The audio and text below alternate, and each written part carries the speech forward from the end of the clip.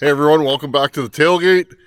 Today's video, I want to dig into my 7300 Dolmar. I'll talk about that in a minute, but first off, let's get right into it. I got my phone here. If you guys watched Friday's video, which is the video before this, if you haven't watched it, go to my channel and look. It'll be the one before this. I answered questions from you guys, and emails come in all the time. I answer as many as possible. If you guys want to email me, my email's on my About page. Send an email, and with luck and timing, I may answer it. Anyhow, friends, I got an email from Darren Pierce. Darren emailed and said that he ported his 10mm 044, and it was running horribly. It was way too rich and idle. It was hard to start. It wasn't tuning. He said it sounded like about first half of the revs, it was just spitting fuel out and not cleaning up. He asked me what I thought the problem was, because he'd gone over all the things and couldn't figure it out. And what I mentioned in the video was metering lever height. And again, I just did a video on that. If your metering lever's too high or too low, you'll have a lean saw. Too high, you'll have a saw that's spitting fuel out of the carb and or exhaust pipe, etc., etc. I just did a video on that also, where I raised the metering lever in a running saw to show you. Anyhow, I mentioned to him metering lever, but he also said that he did a timing advance. So I told him, take the timing advance out. I was pretty sure that that's what the issue was going to be. So I want to say this, friends. Darren emailed me back. Darren's all the way from New Zealand, other side of the universe from me. I'm in Canada. And I got an email from him yesterday. He said he replaced the spark plug wire and the timing key. He took his timing key and filed it in half and put the saw back together, advancing the timing. Okay? And he said he put it all back together and the saw bench tested and started way easier. Then he fine-tuned the high and low jets and the idle adjustment. He said, wow, what a difference. He still can't believe how great this old saw runs. It's got awesome crack now. And so on and so forth. So, friends, I'm going to say this and take it for what it's worth. There's a lot of guys out there. A lot of information that you find on the internet says a chainsaw, advance the timing, which means cut the key, crank her over, and tighten her down. That is one thing that I disagree with, friends. I don't believe that every saw needs a timing advance. It's a saw by saw basis. If you just started working on saws, you could try a timing advance, but friends, not every saw is going to want a timing advance. Darren ported his saw and he went with the information that is out there. And I'm not the only one that, shows people how to do this online. And there are other ways to do it. But I generally leave timing advances out of the equation.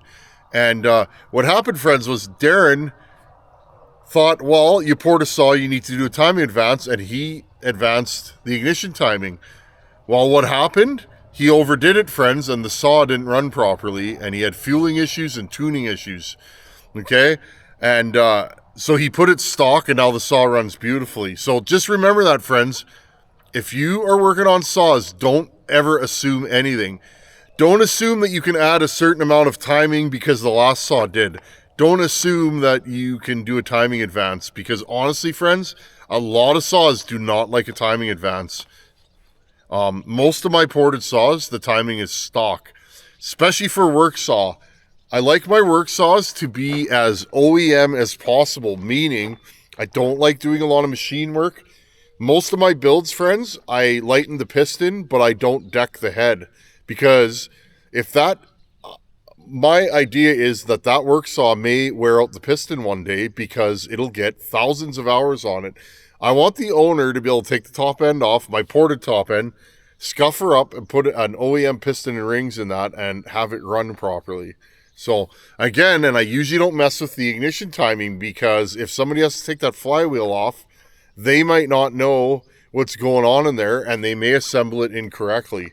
Some of my saws have timing advances, but they're my saws and I built them and I know what's being done to them. So anyhow, friends, always experiment, try different things. And again, I'm not the only person that ports or shares info, but my opinion is leave the timing advance out for most saws.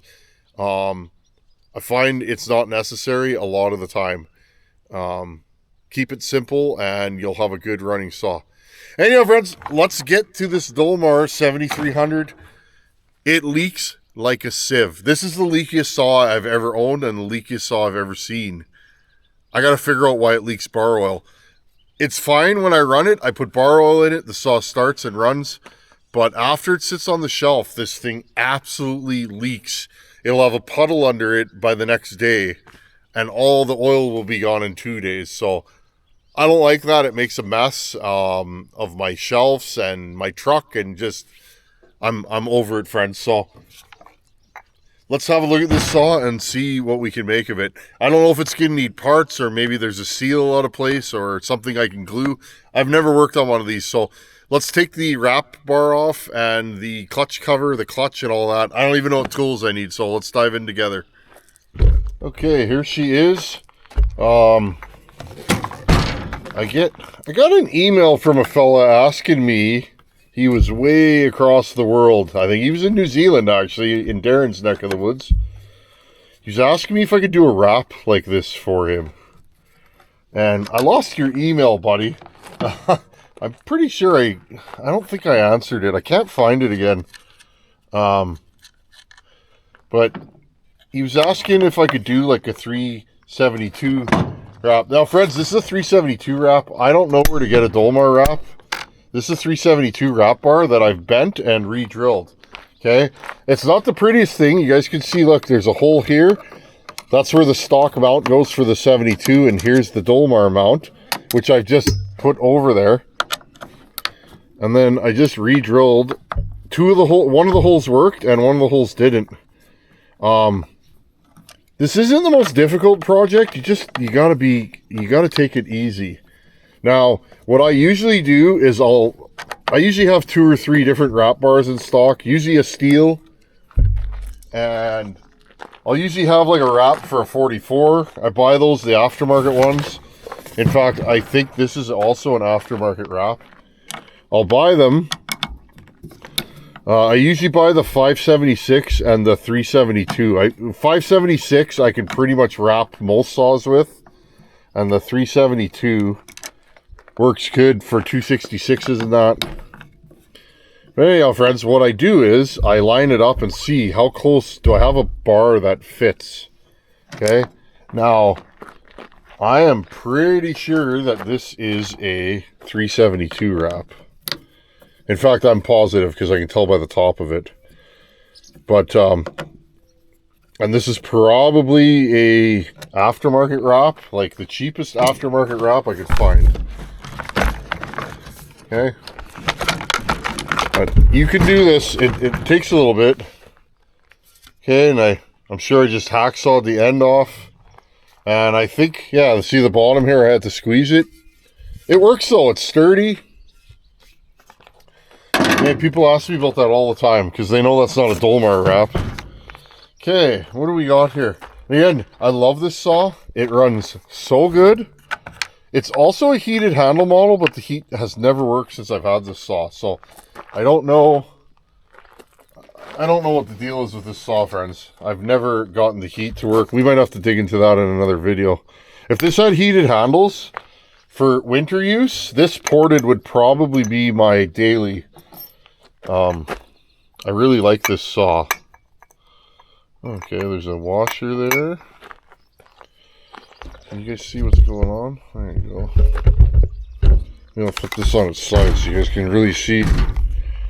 Okay, same as a 372. Really, there's a clip and or a steel. They're all kind of the same. There you go. There's a little shim there. Okay, let's take this off. Oh, looks like I need a tool. Do I have a tool to fit this unit right here? Give me a second here, friends. I'm sure I can figure something out. Again, this is a low top model. I don't know. I really like these saws. I'm I was actually sad when I found out that they're not making them anymore, because this is one of the best modern saws made. This chassis, this and the 7900 are just excellent. Okay, I'm going to go see if I even have a tool for this, friends. As I think it's probably leaking behind here. Like, I'm probably going to have to take the clutch off to get at the oil pump. It's definitely leaking. See, it's all wet here, friends. That good DGP oil. It leaks behind here somewhere, so I'm guessing, unless, well, let's hold on a minute here. Again, friends, I don't work on everything, and I honestly have no clue.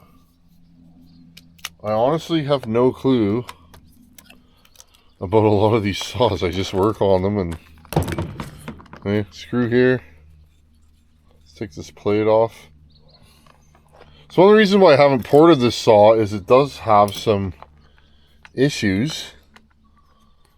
Okay, so there's a oh, I got you. So this line, interesting. Let's take this off too. So there's a rubber hose right here, friends. Okay, right here, that feeds oil. I bet you the other end of that line's probably going to be broken or kinked or not attached. Let's take this cover off. Maybe I'll pull this out. I've never had this saw part. I bought this off of my buddy, who I haven't heard from in a while. Friends, if you used to yak with me on the WhatsApp or whatever and you haven't heard from me in a while, well, I smashed my phone last summer, and, well, I'll be honest, my phone was locked. I couldn't unlock it. And I know how to unlock a phone or kind of get around that to transfer stuff, but I lost a lot of my contacts. And so some of you haven't heard from me because I haven't had your phone number. Anyhow, I'm going to pause it here and see if I can find a tool to take this off. Give me a second. Okay, I have a tool, a clutch tool, but it's not the right one for here. So are we going to stop? Nope. Let's see if we can make this actually work. I have a tool that I usually use, and you probably have one in your shop. It's a, well, this thing runs good, and it has a no-name spark plug in it. There's your plug. Nice and light tan. With this wide open pipe on here. I know it's mind-blowing. The more I use pipes, the more I kind of change my idea about what a two-stroke needs. Okay, I got you guys zoomed in here. So first thing is I'm going to try and find top dead center. And I can't see. Take some recoil rope. Make sure you melt the end. Okay. Because you really don't want, you don't want this to leave any damage to your saw. Okay, I got a light in there. I'm just watching the piston go up. Exhaust port appears to be closed. Now what you can do is, when you put this rope in there, you can cut it off in the exhaust port. So if you're not sure, take the muffler off. Okay. Now, we have stopped this saw, okay? This is righty-loosey, lefty-tighty is how most of these are, so I'm going to assume, because again, I don't know, I'm going to assume that that's what it is. Now, friends, if you have a clutch like this, one without a nut on it, and you can't get it off, there's a tool that you probably have in your shop. And I've taken so many clutches off. Hopefully this thing holds together. This is for angle grinder. It is actually the tool. I'm just going to zoom you guys back here. It's actually the tool that you use to tighten the arbor on it. Okay, on an angle grinder. Okay, I'm going to pull and see. Nope. Well, that didn't work. Hold on, friends. We got some welding to do. I pulled one of the pins out. Give me a second. Okay, guys, I want you to see this. You can make this at home. 3 holes in a flat bar. Okay, and all these are just two grade 5/16 nuts and bolts. Okay, look, it grabs the center of the clutch. Okay, now off camera I already did this. I just pulled on it hard and look, you don't need fancy tools. I know, you're like, what? You don't have one of those fancy clutch tools, Tin Man? No, I don't. Like, every time I say I'm going to buy one, I just make one. So, sure looks like a 372 clutch, almost. Very similar. Okay. Okay, spacer. If you're not sure the way things go, lay it down on the bench like so. Okay. There's your drive gear, double-ended.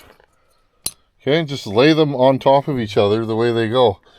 Okay, I can't really see in there. I'm going to blow this thing out. Give me a second.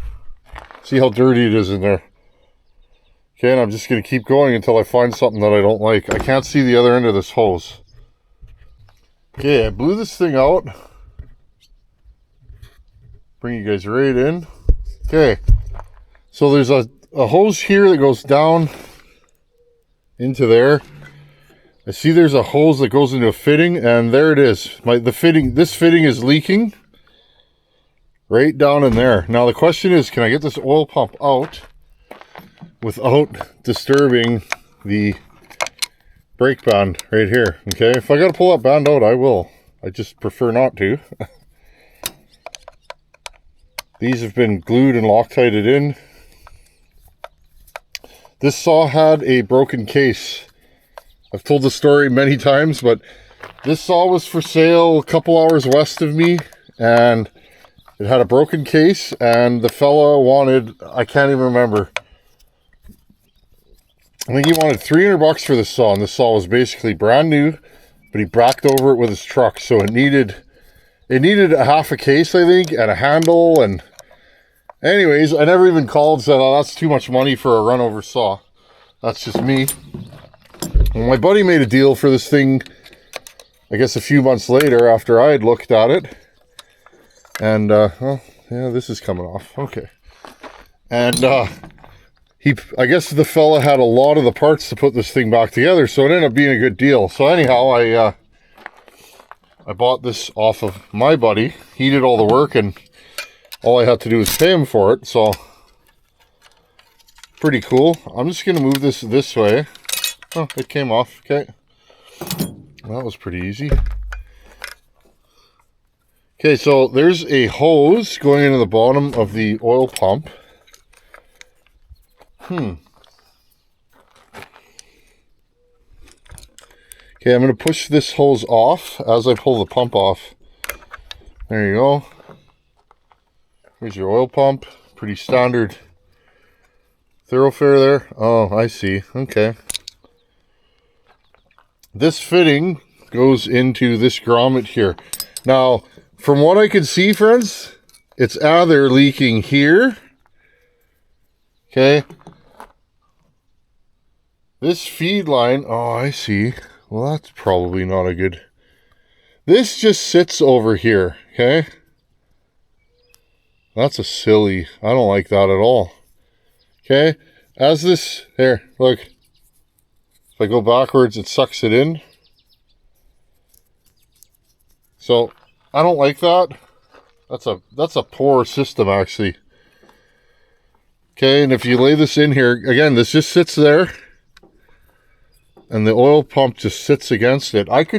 There's not even a pipe in there, if I'm looking at this correctly. Or am I? Am I looking at this correctly? Yeah, I am. This goes down this way. Yeah. But here's the thing, friends. I can see right now where my leak is. I was reading up, sometimes they leak here, but right here, friends, this grommet is completely, I'll bring it right in. It's completely covered in oil, so that's going to be our issue. My question is, can I get this out, and then how do I fix it? Yeah.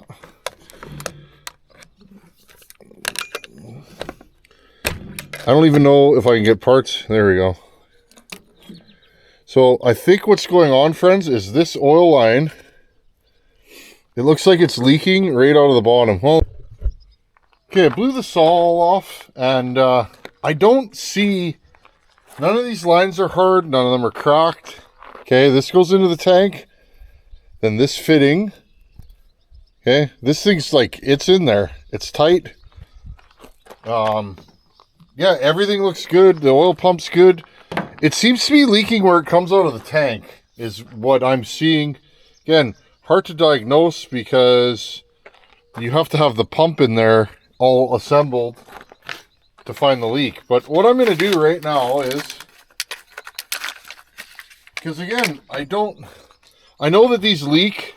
A lot of you guys have told me that these things leak. I've had many an email and conversation that they leak. It's one of the weak points of this saw.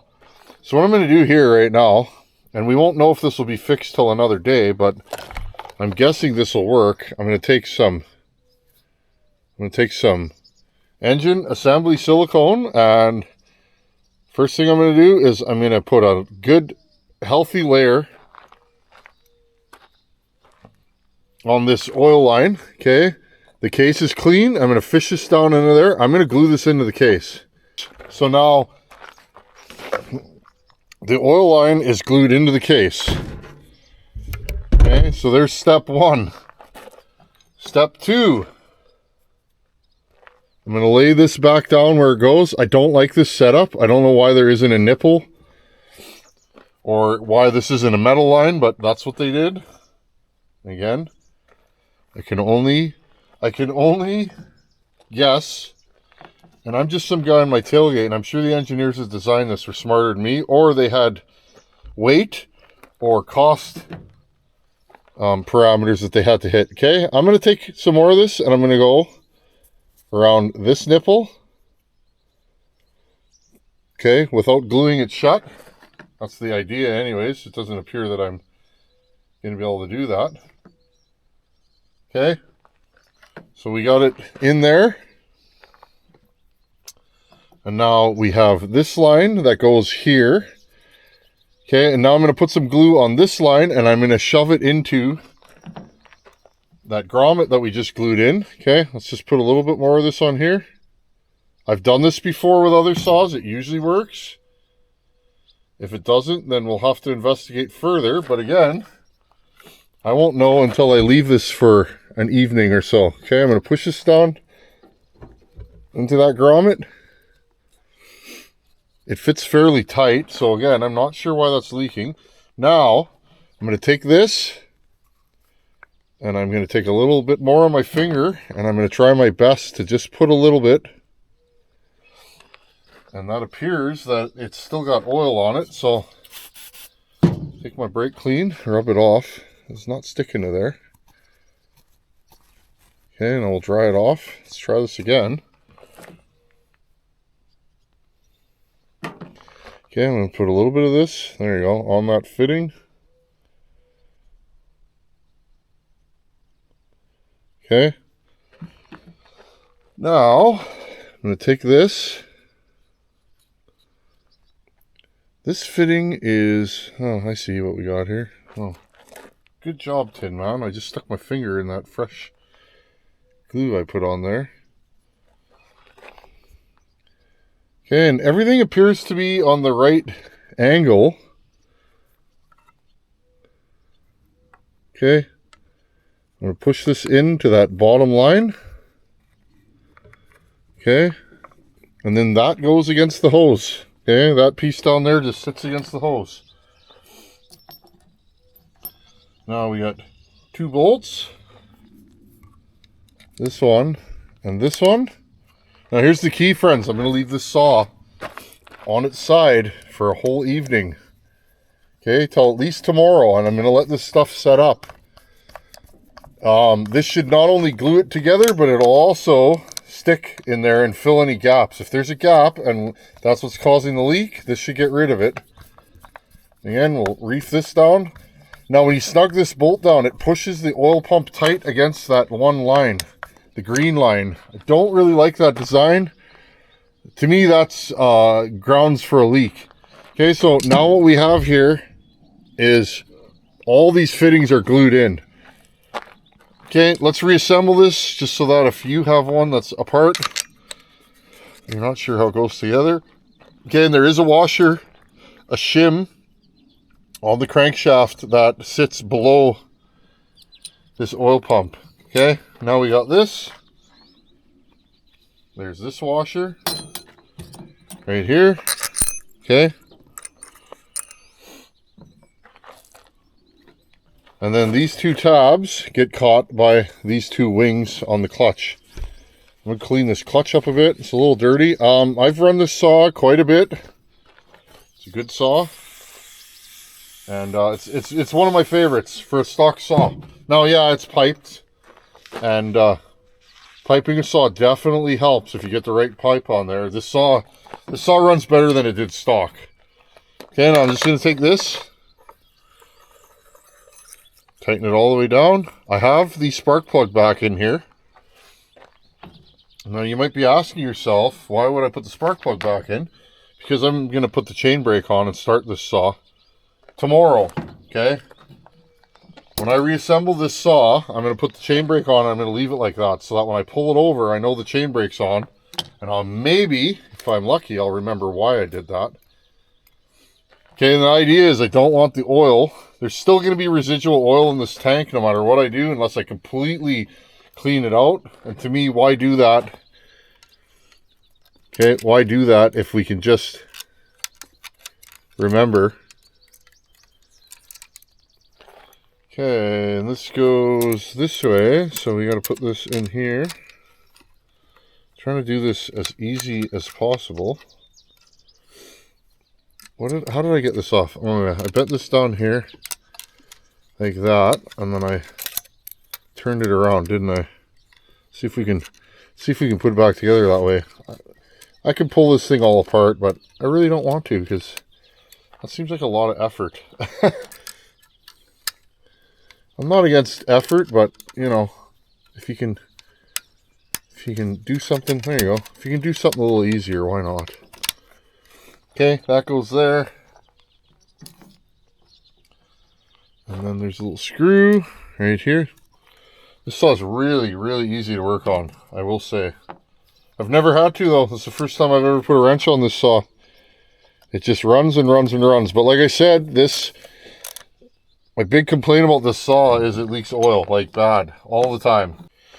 Okay, and I was trying to put the clutch back on and it wouldn't go because I popped one of the clips off behind here. So basically there's a hole in there and I used my Torx. It was the right size of the hole, pulled the spring over and then put everything together. So we have a working brake band again. I was a little scared there for a minute. I was like, ooh, this looks like a doozy to put back together. So I'm not really too surprised. That's how things go sometimes. I almost forgot this here spacer. Right there. And then this. And then this. And this. And this. And we have our clutch back together. And like I said, friends, I won't be able to update you on this until later on this week. But I think it's going to work. A few of you over the years have mentioned that sometimes you got to put a little schmo in there. This is an earlier saw. It's a 7300. They made a 7310 after this. I hear, I don't know because I've never experienced it, I hear the 7300 is the better saw. So that's what guys tell me. Probably because of emissions. Anyhow, friends, there you guys go. Clutch back together. We have a working chain brake. Everything's good to go. And on that note, the sun's going down. I'll keep you guys posted on this. I'm sure some of you have had this issue, whether it be a Dolmar or another saw. A leaky saw is kind of annoying. It is to me anyhow. Bar oil's not cheap, and well, I love my DGP oil, and I hate to just dump it all over the bench all the time or all over the shelf. So Anyhow, friends, I'll leave this on its side and I'll keep you guys updated in the coming weeks. Hopefully it worked. All we could do is try. That was free and maybe an hour of my time. So we'll see if we can make it not leak anymore. Anyhow, thanks for watching. Take her easy. I'll see you in a couple days. Later.